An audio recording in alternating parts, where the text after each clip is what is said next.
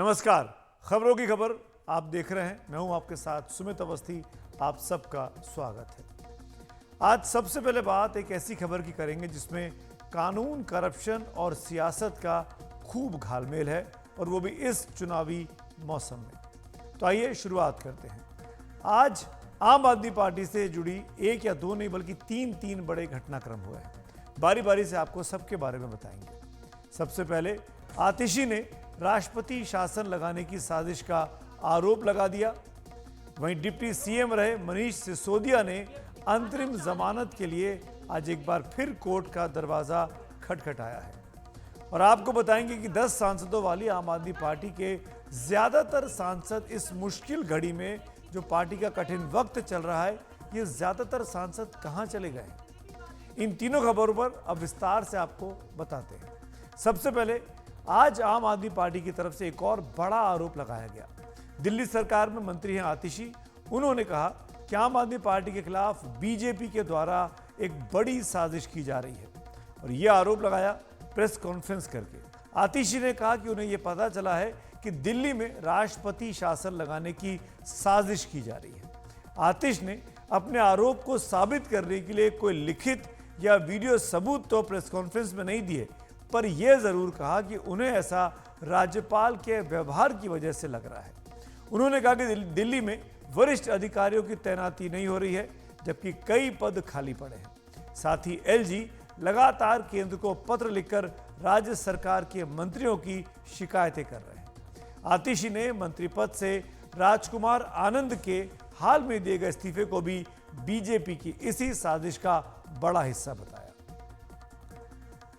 आम आदमी पार्टी की सरकार अरविंद केजरीवाल की सरकार के खिलाफ एक बहुत बड़ा राजनीतिक षड्यंत्र प्लान किया जा रहा है।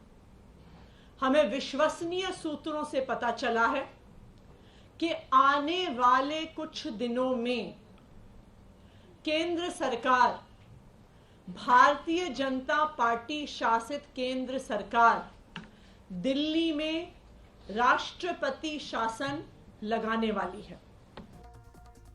सुना आपने आतिशी को, विश्वसनीय सूत्रों से पता चला है। वो क्या सूत्र हैं, वो क्या डिटेल्स हैं, ये उन्होंने आज खुलकर नहीं बताया। दरअसल 2 दिन पहले ही दिल्ली हाईकोर्ट ने केजरीवाल की याचिका को खारिज करते हुए अपने फैसले में कहा था कि शराब घोटाले में सीएम की भूमिका की जांच करने में ईडी कोई गलती नहीं कर रहा है, और इस घोटाले से मिली रिश्वत के लिए भी ईडी की जांच जारी रहनी चाहिए। तब से बीजेपी नेताओं ने दिल्ली की सड़कों पर उतरकर आम आदमी पार्टी के खिलाफ प्रदर्शन किए हैं, और केजरीवाल के इस्तीफे की लगातार मांग की जा रही है। आपको बता दें, अरविंद केजरीवाल तिहाड़ में बंद हैं, शराब घोटाले के कथित आरोपी हैं, और अब तक उन्होंने अपने पद से इस्तीफा नहीं दिया है। यानी दिल्ली की सरकार इस वक्त जेल से चल रही है। दिल्ली के मुख्यमंत्री तिहाड़ से सरकार चला रहे हैं। अब आतिशी के आरोपों पर भी बीजेपी पलटवार कर रही है और पीछे नहीं रहना चाहती। बीजेपी के नेता मनोज तिवारी ने कहा कि सत्ता के लोभी जेल से सरकार चलाना चाहते हैं। उन्होंने कहा कि झूठ बोलने की जगह उन्हें दिल्ली की जनता की चिंता करनी चाहिए। मूल समस्या यह है कि दिल्ली सफर कर रही है। दिल्ली के सारे कामकाज बाधित हो रहे हैं, लेकिन जो सत्ता का लोभी जेल से सरकार चलाना चाहता है। जेल से सरकार चलाना प्रशासनिक तरीके में, प्रशासनिक ढांचे में संभव नहीं है। हमारा मानना है कानून अपना काम कर रहा है, और सनसनी फैलाने की जगह, झूठ बोलने की जगह, भविष्य के झूठ को आकार देने की जगह दिल्ली कैसे चलेगी, इसकी चिंता करनी बहुत जरूरी है। और इधर चुनाव नजदीक आता देख तिहाड़ में ही बंद आम आदमी पार्टी के दूसरे बड़े नेता और दिल्ली के पूर्व उप मुख्यमंत्री मनीष सिसोदिया ने जमानत के लिए फिर से अदालत की शरण में जाने का मन बना लिया है। सिसोदिया के वकील ने कोर्ट में दायर अपनी याचिका में आज कहा कि वो पार्टी के एक वरिष्ठ नेता हैं। 1 साल से ऊपर समय से वो जेल में बंद हैं। उनकी पार्टी इस वक्त देश में चुनाव लड़ रही है, और वो लोकसभा चुनाव में पार्टी के लिए प्रचार करना चाहते हैं। मनीष सिसोदिया की इस अंतरिम जमानत की याचिका पर अदालत ने आज ईडी और सीबीआई यानी जिन एजेंसियों ने उनको गिरफ्तार किया है, उन दोनों को समन किया है, जवाब मांगा है। कोर्ट ने सीबीआई और ईडी को जवाब देने के लिए समय देते हुए मामले की सुनवाई 20 अप्रैल को सुबह 10 बजे करने का अपना फैसला किया है। और अब आते हैं आम आदमी पार्टी में भीतर चल रही तरह तरह की सुगबुगाहट के बारे में। दरअसल अपने सबसे बड़े नेताओं के जेल चले जाने और सबसे बड़े नेता केजरीवाल पर ही घूस लेने के इल्जामों के बाद पार्टी के हलकों में अब बेचैनी बढ़ रही है। आप ये मान सकते हैं कि आम आदमी पार्टी अपने सबसे मुश्किल दौर से इस वक्त गुजर रही है। पार्टी के संयोजक और मुख्यमंत्री अरविंद केजरीवाल जेल में हैं, पूर्व उप मुख्यमंत्री मनीष सिसोदिया जेल में हैं, पूर्व स्वास्थ्य मंत्री सत्येंद्र जैन जेल में हैं। इसके अलावा कई और पार्टी के नेता और सांसद, कई और नेता हैं, वो भी इस वक्त जेल में बंद हैं इसी शराब घोटाले में। सांसद संजय सिंह 6 महीने जेल में रहने के बाद अभी हाल ही में जेल से बाहर आए हैं। ये सब तब हो रहा है जब लोकसभा चुनाव इस वक्त देश में अपने पूरे शबाब पर है। आम आदमी पार्टी अभी तक कैंपेन शुरू तक नहीं कर पाई है। दिल्ली में उसके 4 और पंजाब की पूरा 13 सीटों पर लड़ना, इसके अलावा वो गोवा और गुजरात में भी चुनाव लड़ रही है, पर कैंपेन करती हुई आम आदमी पार्टी नहीं दिखाई दे रही है। कोशिश जरूर कर रही है लेकिन वो असर नहीं दिखाई दे रहा है। वहीं दिल्ली सरकार के मंत्री राजकुमार आनंद ने मंत्री पद और पार्टी दोनों से ही अचानक इस्तीफा दे दिया। अपनी सरकार पर करप्शन का साथ देने के कई गंभीर आरोप राजकुमार आनंद ने लगाए। इन दिनों आम आदमी पार्टी के 4 चेहरे और केजरीवाल परिवार की एक चेहरे को आप अक्सर टीवी पर देखते होंगे। अरविंद केजरीवाल की गिरफ्तारी के विरोध में अपनी बात रखते हुए, अपनी बात जनता को बताते हुए। अब आपको ये 4 चेहरों के बारे में बता देता हूं। आतिशी एक प्रोमिनेंट नाम है जो अक्सर प्रेस कॉन्फ्रेंस कर रही है, प्रोटेस्ट कर रही हैं। दूसरा नाम है सौरभ भारद्वाज का। तीसरा नाम है संजय सिंह का। और उसके बाद नाम आता है संदीप पाठक का, ये भी सांसद है राज्यसभा के। और फिर नाम आता है सुनीता केजरीवाल का, जो खुद अरविंद केजरीवाल की धर्मपत्नी है, जिनके बारे में संजय सिंह ने कल एक प्रेस कॉन्फ्रेंस में कहा कि वही तो पार्टी की डिप्टी है। आतिशी और सौरभ भारद्वाज दिल्ली सरकार में मंत्री हैं, वहीं संजय सिंह सांसद हैं और आम आदमी पार्टी से शुरू से जुड़े रहे। लेकिन ऐसा नहीं है कि आम आदमी पार्टी के पास नेताओं की कोई कमी कभी रही हो। पार्टी के पास संसद में 10 सांसद हैं और ये सभी राज्यसभा के ही सांसद हैं। लोकसभा के जो एक थे रिंकू, वो हाल ही में आपसे छूटकर बीजेपी में चले गए हैं। लेकिन ज्यादातर राज्यसभा के ये 10 सांसद, इनमें से ज्यादातर इस समय गायब हैं। उनकी ये चुप्पी कई सवाल सियासी हलकों में खड़ी कर रही है। पार्टी का सबसे बड़ा संकट काल चल रहा है और ये लोग या तो जानबूझकर किसी खौफ की वजह से चुप हैं या फिर पार्टी की गिरती छवि के साथ खुद को जानबूझकर उससे दूर रखना चाहते हैं। हालांकि सबके पास दिल्ली में न होने की अपनी अपनी वजह है, लेकिन ये वजह क्या उस वक्त मायने रखती है जब वो पार्टी मुसीबत में थी, जिसने उन्हें सांसद बनाया। ये सब लोग इस वक्त में पार्टी के साथ क्यों नहीं दिखाई दे रहे हैं? ये सभी लोग आपके बारे में बता दूं कि ये शुरुआत से आम आदमी पार्टी के साथ नहीं जुड़े रहे, यानी आंदोलन के दिनों से, बल्कि ज्यादातर लोग कुछ समय पहले ही झाड़ू का दामन थाम कर आम आदमी पार्टी में पहुंचे हैं। अब ये लोग कौन कौन हैं, इन 10 सांसदों के बारे में आप भी जानना चाहते होंगे। एक एक के बारे में आपको बताते हैं। 2 के नाम मैंने ले लिए, संदीप पाठक और संजय सिंह, तीसरे एनडी गुप्ता। लेकिन बाकी सांसद क्या कर रहे हैं उनके बारे में आपको बताते हैं। सबसे पहले सबसे जाना माना चेहरा वो है राघव चड्ढा का। हर मुद्दे पर पार्टी का बचाव करते रहे, खुलकर केंद्र सरकार बीजेपी पर हमलावर रहे। पंजाब में सरकार बनाने से लेकर और शुरुआती दिनों में मान सरकार चलाने की जिम्मेदारी इन्होंने बखूबी निभाई है। पंजाब से सांसद हैं, पंजाब से राज्यसभा पहुंचे हैं। बताया जा रहा है कि आंखों की सर्जरी के लिए इन दिनों लंदन में है। मार्च के अंत तक लौटने का इनका कार्यक्रम था, लेकिन अभी तक वापस हिंदुस्तान नहीं लौटे हैं। आज अप्रैल का मध्य आ चुका है। उन्होंने 22 मार्च को एक बयान जारी किया अरविंद केजरीवाल की गिरफ्तारी के अगले दिन, और उस बयान में राघव चड्ढा ने खुद का वीडियो भी पोस्ट किया और उसमें लिखा था कि केजरीवाल सिर्फ एक व्यक्ति का नहीं बल्कि एक सोच का नाम है। केजरीवाल के शरीर को तो गिरफ्तार कर लोगे, उनकी सोच को नहीं कर पाओगे। उन्होंने विपक्षी नेताओं और सुनीता केजरीवाल के कई ट्वीट रीट्वीट किए। इसके बाद राघव चड्ढा 24 तारीख को उन्होंने अगला ट्वीट किया। और विपक्षी दलों के मेगा रैली की जानकारी इसके जरिए दी।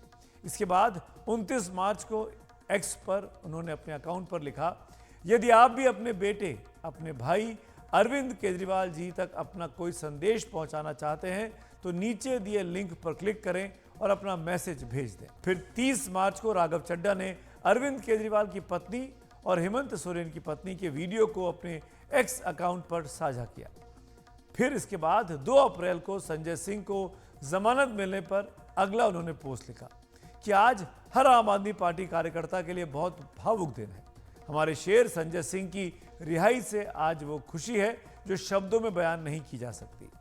जय बजरंगबली। अरविंद केजरीवाल के स्वास्थ्य की चिंता करते हुए उन्होंने 3 अप्रैल को भी ट्वीट किया, बीच में 1-2 ट्वीट और किए।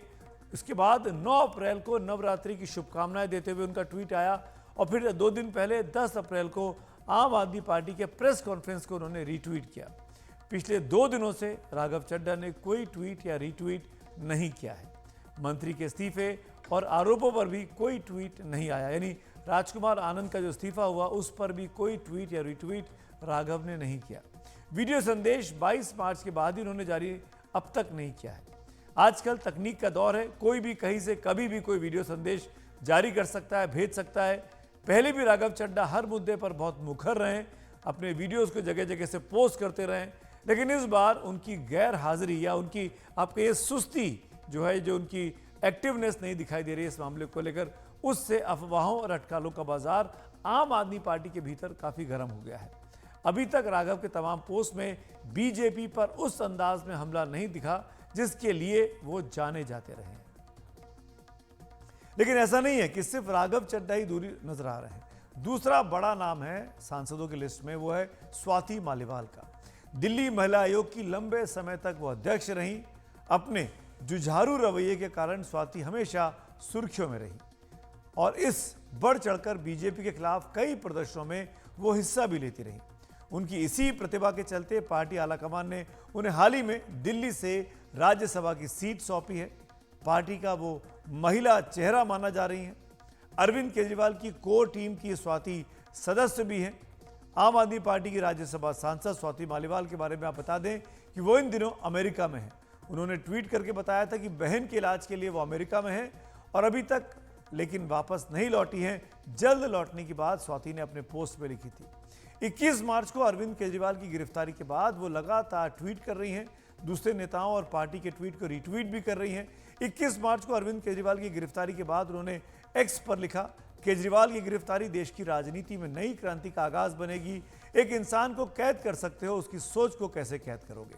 भारत तानाशाही मुक्त होगा। 3 अप्रैल को उन्होंने संजय सिंह को जमानत मिलने पर लिखा, संजय सिंह जी के बाहर आने से आज हर आम आदमी पार्टी कार्यकर्ता भावुक है।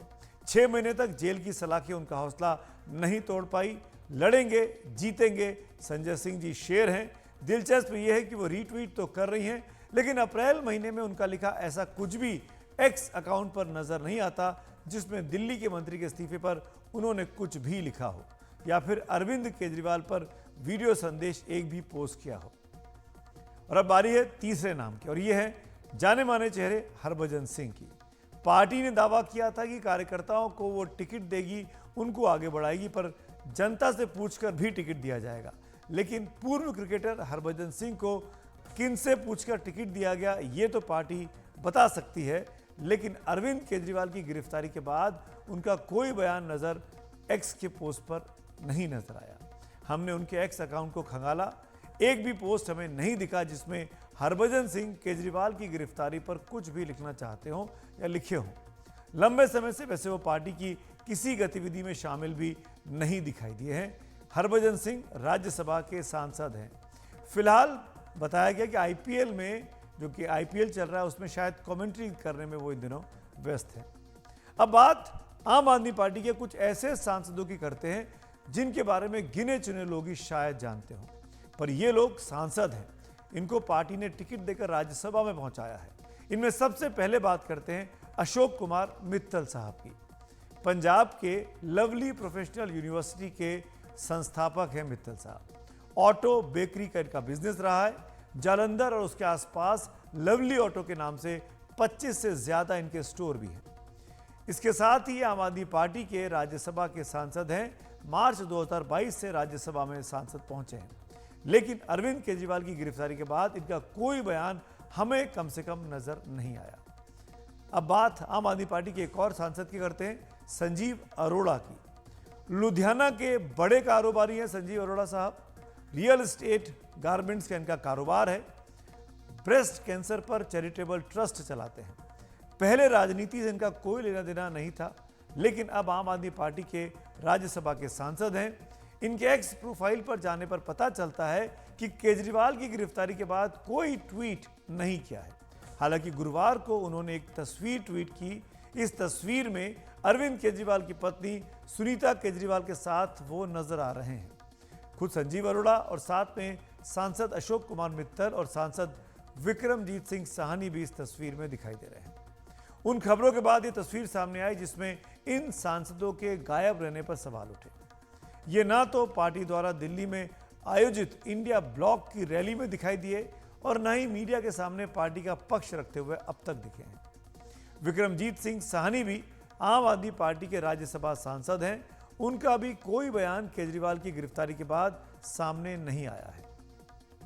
ऑनररी काउंसिल रह चुके हैं, सन फाउंडेशन के चेयरमैन हैं, वर्ल्ड पंजाबी ऑर्गेनाइजेशन के इंटरनेशनल प्रेसिडेंट हैं, पद्मश्री से सम्मानित हैं। आम आदमी पार्टी के एक और सांसद हैं संत बलबीर सिंह सीचेवाल। नदियों में बढ़ते प्रदूषण को रोकने के लिए जाने जाते हैं पर्यावरण विविध के तौर पर। 160 किलोमीटर लंबी काली बेन नदी की सफाई का श्रेय इनको दिया जाता है। इनको भी पद्मश्री से सम्मानित किया गया है। 2022 में राज्यसभा सांसद बने थे ये। अरविंद केजरीवाल की गिरफ्तारी के खिलाफ इन्होंने कुछ कहा हो ऐसा हमको नहीं दिखा। पंजाब में जब आम आदमी पार्टी की बम्पर सीटें आई थी और अपनी सरकार बन गई थी, तो उसके बाद हुए राज्यसभा चुनावों में कई ऐसे लोगों को राज्यसभा का टिकट मिला। ये टिकट अरविंद केजरीवाल ने खुद दिया, जो 2011-12 के आंदोलन से निकल कर नहीं आए थे, बाद में आम आदमी पार्टी से जुड़े थे। इसीलिए भी माना जा रहा है कि टकराव की राजनीति करने में ये लोग या तो माहिर नहीं हैं या फिर जानबूझकर पीछे छुपे हुए हैं। हालांकि आम आदमी पार्टी का साफ तौर पर कहना है, आम आदमी पार्टी से इस बारे में पूछा गया कि क्या ये लोग चुप हैं, डरे हुए हैं, कोई बड़ी पार्टी की प्लानिंग चल रही है, क्यों ये तमाम सांसद पार्टी के साथ नहीं दिखाई दे रहे हैं। आम आदमी पार्टी ने इन तमाम आरोपों को सिरे से नकार दिया और कहा कि ये सब निराधार है। पूरी पार्टी इस वक्त एकजुट है। हमारे साथ इसी मुद्दे पर बात करने के लिए प्रियंका कक्कड़ जुड़ रही हैं, जो कि आम आदमी पार्टी की प्रवक्ता है। प्रियंका जी, मेरा पहला सवाल आपसे यही है, आम आदमी पार्टी की तरफ से आरोप लगाया गया है कि केंद्र सरकार, पहले चलिए राष्ट्रपति वाले मुद्दे पर बात कर लेते हैं, कि राष्ट्रपति शासन लागू करके बीजेपी करना चाहती है। आप लोगों को ऐसा क्यों लग रहा है कि राष्ट्रपति शासन होने वाला है? क्या कोई पुख्ता सबूत है? किस बिना पर यह इल्जाम लगाया गया? देखिए, इसके बहुत सारे प्रमाण तो मिल ही रहे। एक तो हमें बहुत पुख्ता सोर्सेस से खबर मिली है कि ऐसा करने की मंशा है भाजपा की। आप देखिए, 2015 से ही लगातार इन्होंने हमारी सरकार को टॉपल करने के लिए या बदनाम करने के लिए कितना ही कुछ कर लिया। ऑपरेशन लोटस किया, हमने नाम सार्वजनिक किए, नंबर सार्वजनिक किए उन लोगों के, पर कोई कार्रवाई नहीं हुई। फिर इन्होंने ऑपरेशन लोटस के बाद खरीद फरोख्त की राजनीति इनकी फेल हो गई, तो एलजी साहब ने कितनी कोशिश की, हमारी सारी फाइलों को डिले किया इन्होंने जानबूझ के। हमें हर बात के लिए कोर्ट जाना पड़ता है अपनी फाइल को रिलीज कराने या अपने काम करवाने के लिए। उसके बाद अब चुनाव तो ये जीत नहीं पाते भाजपा दिल्ली में अरविंद केजरीवाल जी के खिलाफ या कहीं भी अरविंद केजरीवाल जी के खिलाफ चुनाव जीत नहीं पाते, तो अब ये किसी तरीके चाहते हैं कि प्रेसिडेंट रूल इम्पोज कर दिया जाए। और इसमें आप देखें कि प्रेसिडेंट रूल इम्पोज करने के लिए भी ये ग्राउंड्स बना रहे हैं। जैसे एलजी सर ने एमएचए को दस्तावेज क्रिएट कर रहे हैं दिखाने को कि हम मीटिंग्स नहीं अटेंड कर रहे। ये मीटिंग्स बुला रहे हैं ट्रांसफर्ड सब्जेक्ट पे, जो इनके कार्य क्षेत्र में ही नहीं है, ये तो हमारे कार्य क्षेत्र में है। और अगर ऐसा सच में हम कुछ उल्लंघन कर रहे होते तो इनको कोर्ट जाना चाहिए, पर ये एमएचए में चिट्ठियां भेज के दस्तावेज क्रिएट कर रहे हैं। प्रॉब्लम ये है कि कहीं भी दिल्ली जैसा मॉडल रेप्लिकेट नहीं कर पाए। 2024 में दिल्ली एकमात्र राज्य है इंडिया में जिसमें 24 घंटा बिजली मिलती है, मुफ्त बिजली मिलती है, 200 यूनिट तक मुफ्त है, 400 यूनिट आधे रेट पर है और उसके बाद के स्लैब्स में 2015 से कोई इंक्रीज नहीं हुआ है। जबकि भाजपा के सारे राज्यों में 24 घंटा बिजली भी नहीं मिलती है, आप मुफ्त बिजली तो दूर की बात है। तो इनको ये मॉडल रोकना है। हमारा हेल्थ मॉडल है जिसको ना सिर्फ इंडिया में बल्कि आपको ध्यान होगा कोफी आनंद जी या बन की मून जी पूरे वर्ल्ड में अप्रिशिएट करा जाता है। दिल्ली में आप आंकड़े उठा के देखेंगे तो लगभग 70% लोग दिल्ली के बाहर के आते हैं इलाज कराने, नेबरिंग स्टेट से आते हैं और वो वेलकम है, विदेश से आते हैं क्योंकि यहाँ अच्छी सर्विसेज प्रोवाइड कराई है अरविंद केजरीवाल जी ने। तो ये मॉडल को भाजपा कहीं रेप्लिकेट नहीं कर पा रही, तो इस मॉडल को क्रश करना है। फिर उसके बाद आप देखेंगे हमारा शिक्षा मॉडल, नीति आयोग जो इनकी अपनी रिपोर्ट है वो लगातार बता रहा है कि दिल्ली के सरकारी स्कूल कैसे प्राइवेट स्कूल से बेहतर कर रहे हैं, कैसे दिल्ली के सरकारी स्कूल देश के टॉप स्कूल्स में आ रहे हैं। भाजपा टीन के स्कूलों में, टीन के छतों में स्कूल चलाती है, तो इनको हमारा ये मॉडल रोकना है। लगातार इनका प्रयास रहता है अपनी नेगेटिव पॉलिटिक्स करने का और किसी भी तरीके राष्ट्रपति शासन लगाना भी इनकी मंशा है।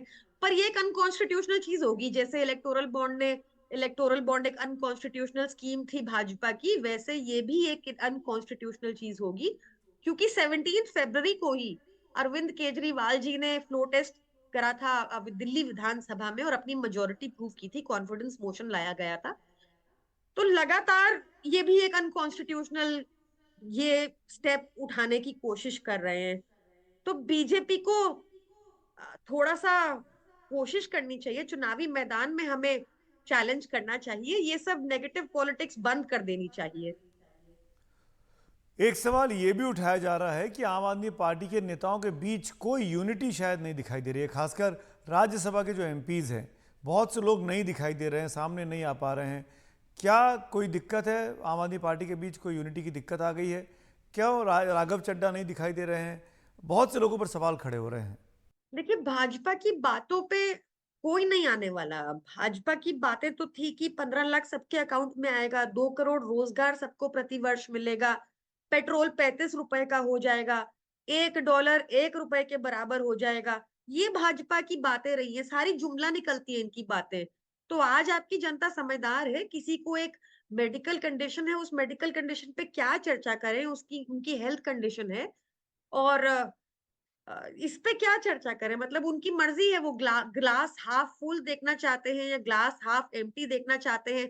मुद्दों पे उनकी बात नहीं होती, कौन बोल रहा है कौन नहीं बोल रहा है, मुद्दों पे बात कीजिए ना। आज एक रिपोर्ट आई है कि 36% आईआईटी के लोगों को नौकरी नहीं, प्लेसमेंट नहीं हो रही। ये हालत कर दी है भाजपा ने।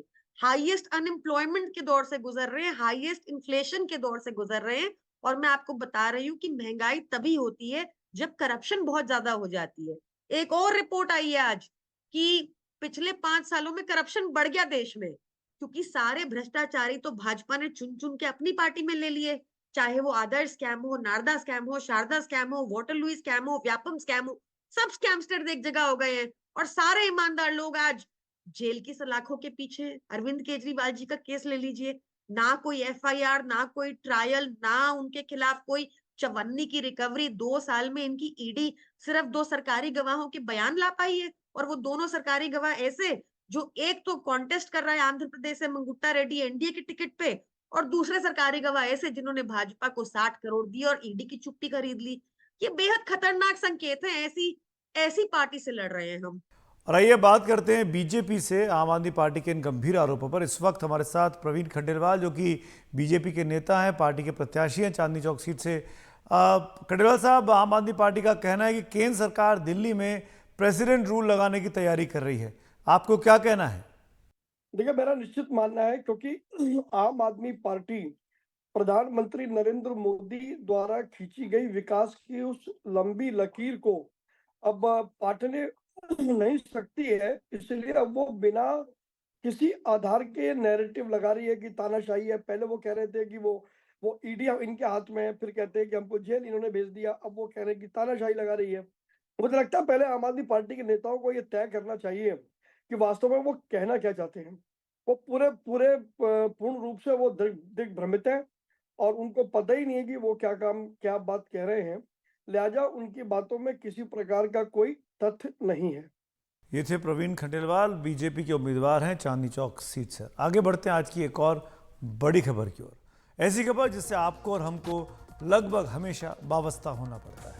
ये बहुत गंभीर मामला है, पर इसको लेकर कभी कोई बड़ा प्रोटेस्ट आपने नहीं देखा होगा। यहाँ तक कि खबरें भी आपने छपती हुई नहीं देखी होंगी।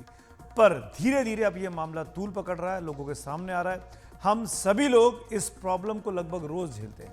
मैं बात कर रहा हूँ डॉक्टरों के द्वारा लिखे जा रहे प्रिस्क्रिप्शंस की, यानी डॉक्टर के द्वारा जो पर्ची लिखी जाती है, दवाइयाँ लिखी जाती है जब आप अपना इलाज कराना चाहते हैं, उस मामले की। डॉक्टरों की पर्ची को लेकर देश की सबसे बड़ी मेडिकल रिसर्च की संस्था ICMR यानी Indian council of medical research की एक स्टडी, एक रिसर्च पेपर सामने आया है। वो चिंता बढ़ाने वाली रिसर्च पेपर है। ICMR की स्टडी में खुलासा हुआ है कि देश के 13 नामचीन अस्पतालों के 45% डॉक्टर आधा अधूरा प्रिस्क्रिप्शन लिखते हैं। ये स्टडी 2019-20 के दौरान की गई थी। करीब 7,800 मरीजों से प्रिस्क्रिप्शन लिए गए, जिनमें करीब 5,000 के परीक्षण के बाद ये परिणाम ICMR की स्टडी में सामने आए। जिन अस्पतालों के डॉक्टरों के बारे में स्टडी की गई है, उनमें आपको जानकर आश्चर्य होगा, देश का सबसे जाना माना अस्पताल एम्स और सफदरजंग, इन बड़े बड़े अस्पतालों के डॉक्टर्स के पर्चे भी हैं, उनके लिखित, उनके हैंडराइटिंग के प्रिस्क्रिप्शंस भी हैं। डॉक्टरों का आधा अधूरा पर्चा, यह हाल हो चुका है देश के नामचीन अस्पतालों का। इसमें दिल्ली के एम्स और सफदरजंग जैसे देश के सबसे जाने माने अस्पताल भी हैं। यहाँ के कुछ डॉक्टरों ने भी आधा अधूरा प्रिस्क्रिप्शन लिखा है, और यह भी समझना जरूरी है कि आखिर आधा अधूरा प्रिस्क्रिप्शन होता क्या है। पहले सुनते हैं डॉक्टर साहब को। इनकम्प्लीट प्रिस्क्रिप्शन वो होते हैं जहां फॉर्मुलेशन का नाम नहीं लिखा, या डोसेज नहीं लिखी, या ड्यूरेशन प्रॉपर नहीं लिखी। तो आई थिंक ये तो बिल्कुल अनएक्सेप्टेबल है और इसमें ध्यान रखने की जरूरत है। ये कैसे छूट जाता है, होना नहीं चाहिए। दूसरा जो पार्ट है उसमें कहते हैं कि जो स्टैंडर्ड एक्सपेक्टेड ट्रीटमेंट है, जिसे हम स्टैंडर्ड ट्रीटमेंट प्रोटोकॉल कहते हैं, ये प्रोटोकॉल्स वेरियस एकेडमिक बॉडीज भी बनाती हैं, ICMR भी बनाती हैं। आपको उन प्रोटोकॉल्स को फॉलो करना है। अगर आप उन प्रोटोकॉल को फॉलो नहीं करते तो वो डेविएशंस कहते हैं, वो एक्सेप्टेबल और अनएक्सेप्टेबल दोनों सकते हैं। एक्सेप्टेबल हो सकते हैं, चलो उस डेविएशन से कुछ फर्क नहीं पड़ता, पर अनएक्सेप्टेबल वो है जहां या तो पेशेंट को पूरा रिस्पॉन्स नहीं आएगा, या कोई ड्रग इंटरेक्शन हो जाएगा, या 4,838 पर्चों की जो डॉक्टर के प्रिस्क्रिप्शंस की जांच की गई, और इस जांच में जो चीज़ सामने आई वो चौंकाने वाली है। 1870 आधे अधूरे प्रिस्क्रिप्शन पाए गए, यानी नियमों का पालन उनमें नहीं हुआ था। सब में अलग अलग तरह की खामियां पाई गई हैं। किसी में खुराक की जानकारी का अभाव था, यानी कितनी गोली खानी है दवाई, क्या अगर पीने वाला सिरप है तो कितने चम्मच पीना है, इसके बारे में आधी अधूरी जानकारी थी। तो किसी पर्चे में दवा कब तक चलेगी उसका जिक्र तक नहीं था। 1 दिन खानी है, 5 दिन खानी है, 1 महीने खानी है, इसका जिक्र तक नहीं था। इतने बुरे हालात हैं डॉक्टरों के द्वारा लिखे गए प्रिस्क्रिप्शन में। अगला मामला जो सामने आता है कि किसी पर्चे में कितनी बार दिन में दवाई लेनी है, इसका ब्यौरा तक नहीं था। यानी डॉक्टर दवाई तो लिख रहा है, दिन में 1 बार खानी है, 2 बार खानी है, सुबह खानी है, रात को खानी है, इसके बारे में कोई खुराक की जानकारी नहीं थी। दवा कब खानी है, खाना खाने के पहले, खाना खाने के बाद, इन तमाम जानकारियों का भी अभाव मिला है। और किसी में दवा के फॉर्मुलेशन जैसी कमी दिखाई दी थी। दवा लिखने वाले तमाम डॉक्टर पोस्ट ग्रेजुएट थे और 4 से लेकर 18 साल तक का उनके पास तजुर्बा था। ये बात हैरान करने वाली है कि गलती जूनियर डॉक्टर की जगह जो एक्सपीरियंस डॉक्टर थे, यानी जिनके पास तजुर्बा था या सीनियर थे, वो डॉक्टर ज़्यादा कर रहे थे। ये ICMR की रिपोर्ट है। यही नहीं, करीब 10%, प्रिसाइसली बोलूं तो 9.8% पर्चे पूरी तरीके से गलत भी मिले हैं, यानी बिल्कुल गलत लिखा गया है। इनमें इलाज के तय प्रोटोकॉल का बिल्कुल पालन नहीं किया गया है। यह बिल्कुल हैरान कर देने वाली बात है कि प्रोटोकॉल का बिल्कुल पालन नहीं किया गया। दर्द पेन किलर दे रहे हो, एनसेड दे रहे हो, तो उसके साथ आप रेबिप्रोजोल या ओमेप्रोजोल जैसी दवाइयाँ नहीं देना चाहिए। वो अनएक्सेप्टेबल डेविएशन है इनका। बेहतर रोबस्ट प्रूफ की ज़रूरत है, और जहाँ जहाँ इरेशनल या ओवर यूज़ या मिस यूज़ की बात आ रही है, उस पर थोड़ा और रिसर्च की और उस पर और काम करने की आवश्यकता है। तो IMA उस पर ऑलरेडी काम कर रही है, खासतौर से जैसे मैंने कहा इरेशनल यूज ऑफ एंटीबायोटिक्स, क्योंकि वर्ल्ड ओवर एंटीमाइक्रोबियल रेजिस्टेंस जो कि ओवर यूज या मिस यूज ऑफ एंटीबायोटिक्स से हो रहा है, उस पर बहुत फोकस हम सब लोगों का है।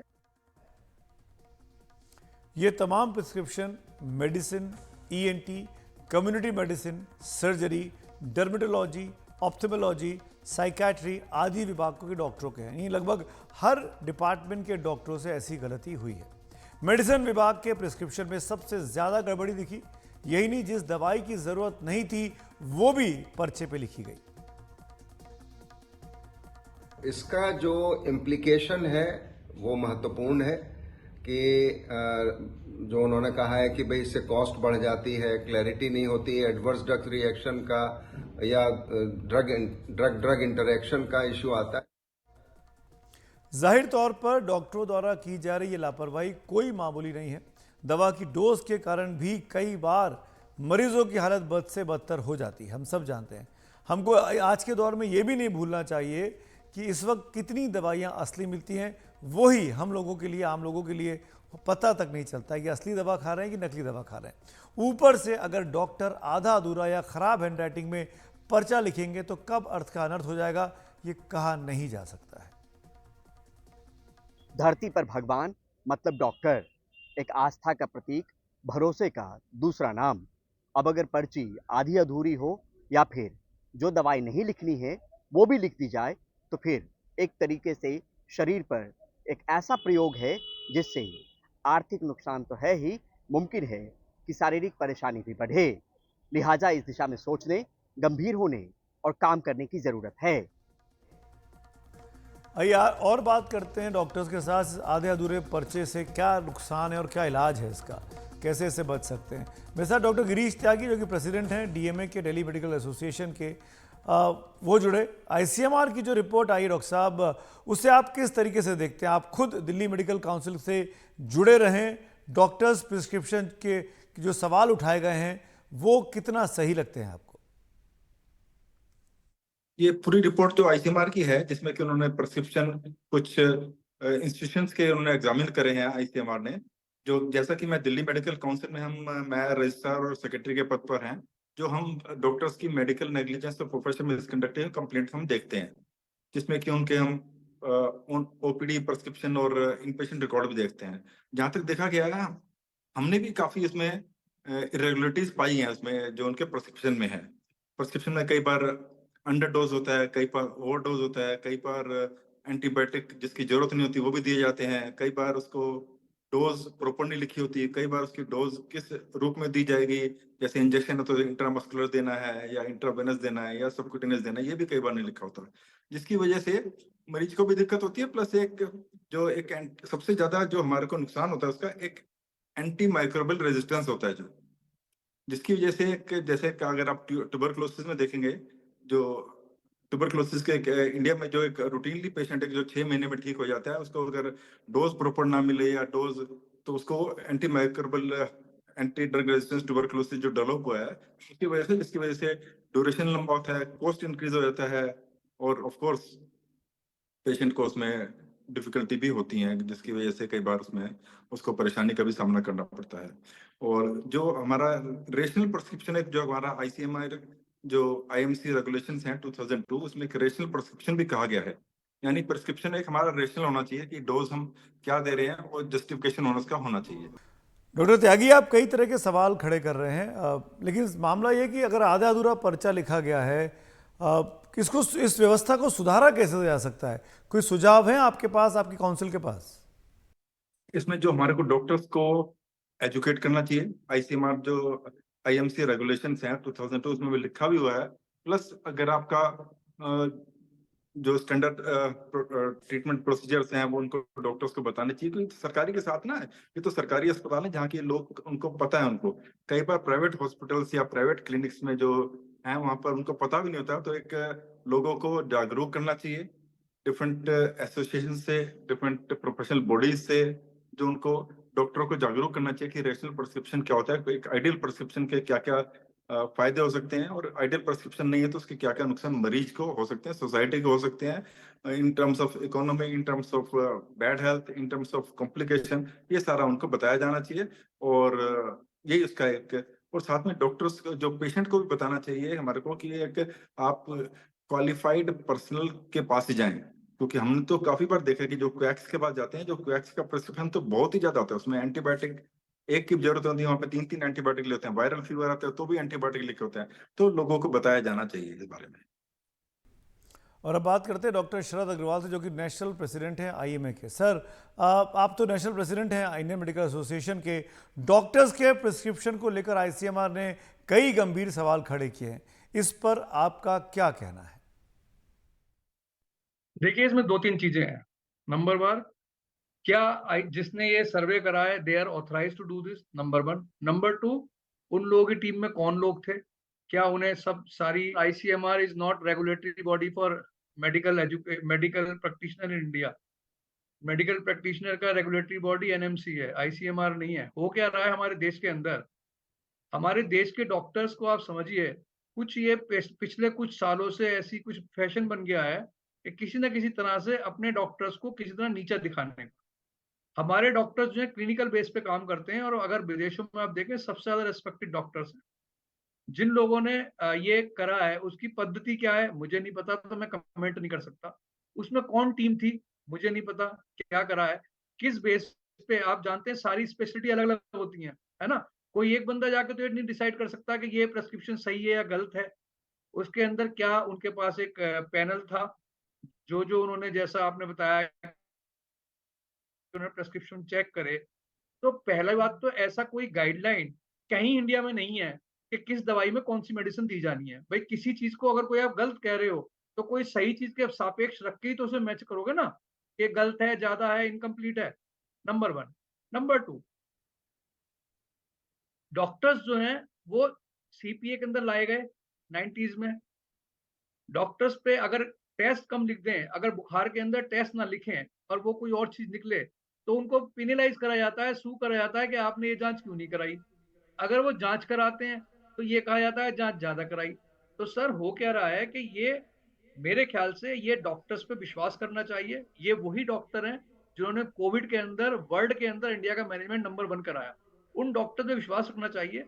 और आईसीएमआर ने अगर ऐसी कोई वो करी है तो पहले उसे मीडिया में देने से पहले डिस्कस करना चाहिए डॉक्टर से कि भाई ये स्टडी है। देखिए, अगर आपकी इंटेंशन सुधार करने की है तो आप सुधार करने के लिए जो उसके यूजर्स हैं या जो उसको जिन्होंने सही करना है, आप उनसे बैठ कर डिस्कस तो करेंगे कि हुआ क्या है। अग्रवाल, आपके अपने तर्क हो सकते हैं आईसीएमआर की इस रिपोर्ट को लेकर, पर क्योंकि आईसीएमआर की रिपोर्ट है, आधे अधूरे सवालों की बात है, मैं सॉल्यूशंस की बात करता हूं। मैं आप ही से पूछना चाहता हूं, कैसे इस समस्या का समाधान हो सकता है? कैसे इस प्रॉब्लम जो है आधे अधूरे प्रिस्क्रिप्शन की या गलत प्रिस्क्रिप्शन की, उसको रोकने के लिए क्या कदम उठाए जा सकते हैं? ये बात आपकी जस्टिफाइड है। और अगर आप देखें पिछले कई सालों में, अगर मैं पिछले 20 सालों की बात करूं, मतलब इस शताब्दी में, इसमें बहुत सुधार आया है। पहले ये था कि रनिंग राइटिंग थी तो लोगों को अक्सर नहीं समझ में आती थी, वो आई एग्री विद दैट। लेकिन अब इसमें बहुत सुधार आया है। अब इसमें मैं बता रहा हूँ, जितना जो प्राइवेट हॉस्पिटल्स में अगर आप जाएंगे तो आपको लगेगा वहां पे बकायदा कंप्यूटराइज सॉफ्टवेयर लगे हुए हैं, तो बड़ा क्लियर कट राइटिंग में लिखा हुआ आता है। बट एक चीज आप एक साथ और भी समझिए, जो ये सर्वे करें इन्होंने गवर्नमेंट मेडिकल कॉलेजेस में करें। सर आप प्लीज इन मेडिकल कॉलेज में या इन हॉस्पिटल में जाके एक बार विजिट कीजिए और देखिए, एक एक डॉक्टर 4-4 घंटे में 500-500, 400-400 मरीज देख रहा है।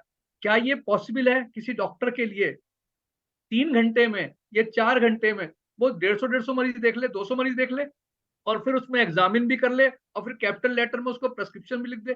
मेरे ख्याल से सर ये अव्यवहारिक है। हमें अपनी लिमिटेशंस को समझते हुए इस पे बात रखनी चाहिए। तो आप देखिए, जो सर्वे इन्होंने करे मेनली गवर्नमेंट मेडिकल कॉलेज में करें, क्योंकि प्राइवेट में ज्यादातर सब लोगों ने सॉफ्टवेयर लगा लिए हैं। तो आपको अगर आप देखेंगे तो प्रेस्क्रिप्शन वो जो हमारा सॉफ्टवेयर है उसके थ्रू निकलता है, तो उसमें आपको कैपिटल लेटर में होगा। लेकिन मैं इस बात से बिल्कुल सहमत करता हूँ, कोशिश यही होनी चाहिए कि वो लेजिबल राइटिंग में प्रेस्क्रिप्शन हो।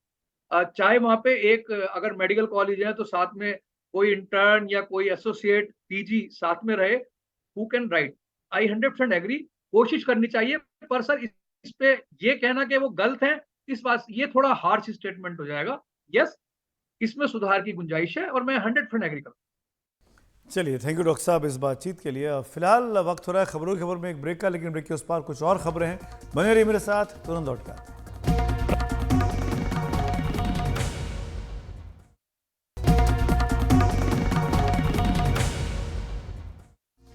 चुनावों का मौसम है तो बात चुनाव की ही कर लेते हैं। आपने वोट दे दिया है, इसकी पहचान के लिए एक स्याही आपकी उंगली पर लगाई जाती है। बैगनी रंग की यह स्याही कई दिन तक उंगली पर बनी भी रहती है। क्या आप जानते हैं कि यह स्याही कहाँ बनती है? ये भारत के दक्षिण इलाके में मैसूर में बनती है। दूसरे देशों को भी निर्यात की जाती है। बनाने वाली कंपनी का दावा है कि इसका निशान मिटाना आसान नहीं है। ये बैगनी रंग सबूत है कि आपने लोकतंत्र के महायज्ञ में हिस्सा लिया है। ये रंग ये भी तय करता है कि आप दोबारा वोट न दे सकें, क्योंकि अगले 3 दिन सारी कोशिश के बावजूद ये रंग आपकी उंगली पर बना ही रहेगा। क्या खास है कि वो जो आप यहाँ पे उंगली पे जो निशान डालते हैं वो काफ़ी दिनों तक रहता है? कितने दिनों तक रहता है और फिर कैसे ख़त्म होता है? जी, ये है ना, इसका जो प्रोमिनेंट रॉ मटेरियल वो जो है वो सिल्वर नाइट्रेट है। उसके साथ साथ और थोड़े बेस मटेरियल्स होता है। तो ये फार्मूला जो है वो पेटेंटेड रहने से हम उसका खुलासा तो नहीं कर सकते। मेजर रॉ मटेरियल जो ये है ना वो तो सिल्वर नाइट्रेट है। ये क्या होता है, ये सनलाइट को ये उसके ऊपर पड़ने से है ना उसका कलरेशन होता है, स्किन में कलरेशन होता है। ये है ना 3 दिन से लेकर 1 महीने तक भी रहता है। आजकल आपको व्हाट्सएप में बहुत सारा आता रहता है, ये लगाने से नेल पॉलिश। हम we have tried everything in our laboratory, we challenge nobody can remove it. ये तो एक प्रूवन है एंड कोई भी ये अभी तक का एक भी डॉक्यूमेंटेड 1962 से आज तक कोई भी डॉक्यूमेंटेड केस नहीं है कि इंडेलिबल इंक निकल गया है। न मिटने वाली स्याही इसी जगह पर बनाई जाती है। इस यूनिट में इस जगह से ज़्यादा आगे जाने की इजाज़त किसी को भी नहीं है, चाहे मैन्युफैक्चरिंग हो रही हो या ना हो रही हो। 1962 से यानी तीसरे आम चुनावों के समय से इस विशेष रोशनाई का प्रयोग चुनाव आयोग कर रहा है। इस बार तकरीबन 1 अरब वोटर्स हैं। ऐसे में 55 करोड़ रुपए की स्याही चुनाव आयोग ने खरीदी है। चुनाव आयोग को 10 मिलीमीटर की बोतल में यह रोशनाई दी जाती है। एक बोतल यानी 10 ml से 700 लोगों की उंगलियों पर निशान लगाए जा सकते हैं। 10 ml की एक वायल की कीमत 174 रुपए है, जीएसटी और ट्रांसपोर्टेशन का खर्च अलग। इस साल चुनाव आयोग ने 26,55,000 बॉटल्स खरीदे हैं। यह रोशनाई एक विशेष मिश्रण से तैयार की जाती है जिसमें सिल्वर नाइट्रेट मुख्य है। यह रसायन हमारे शरीर में मौजूद नमक से मिलकर सिल्वर क्लोराइड बनाता है और एक अमिट छाप उंगली पर बनती है, जो तभी मिटती है जब त्वचा पर नए सेल बनते हैं। इस स्याही का भारत निर्यातक भी है। हम बहुत सारे विदेशी अब साउथ ईस्ट एशियन नेशंस और अफ्रीकन नेशंस को भेजते हैं। मोर देन 35 नेशंस को भेजे हैं एंड बहुत सारे रिपीट ऑर्डर्स भी आए हैं। ये यूजुअली हम अब ये साल तो हमारे को मंगोलिया, कंबोडिया एंड वियतनाम से ऑर्डर्स हैं और 35 नेशंस, आज यहाँ तक के हमारे नेबरिंग कंट्रीज पाकिस्तान, अफगानिस्तान भी हमारे साथ ये इंक ले चुके हैं हमारे से। इस स्याही का इस्तेमाल 1962 से हो रहा है और इसकी शुरुआत देश के पहले चुनाव आयुक्त सुकुमार सेन ने की थी। तब से अब तक इस स्याही का इस्तेमाल चला आ रहा है। मैसूर से कैमरामैन गोविंद मूर्ति के साथ निहाल किदवई, एनडीटीवी इंडिया। तो आज खबरों की खबर में मेरे साथ फिलहाल इतना ही। शुभ रात्रि।